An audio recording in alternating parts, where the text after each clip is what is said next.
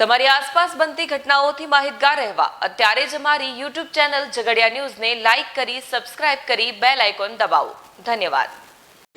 ભરૂચ જિલ્લાના ઝઘડિયા તાલુકાના ભાલોદ ગામે રમતગમત અને સામાજિક એકતાનો અનોખો સંગમ જોવા મળી રહ્યો છે. ભાલોદ ખાતે 18 ગામ માછી સમાજ દ્વારા એક ભવ્ય ક્રિકેટ ટુર્નામેન્ટનું આયોજન કરવામાં આવ્યું છે.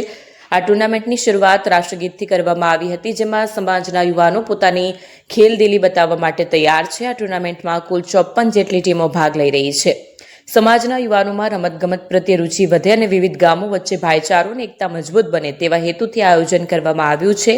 ઝઘડિયાના ભાલોદના મેદાન પર આજથી ક્રિકેટનો રોમાંચ શરૂ થવા જઈ રહ્યો છે. માછી સમાજ દ્વારા આયોજિત આ ટુર્નામેન્ટમાં આસપાસના 18 ગામોના ખેલાડીઓ ઉત્સાહભેર ભાગ લઈ રહ્યા છે.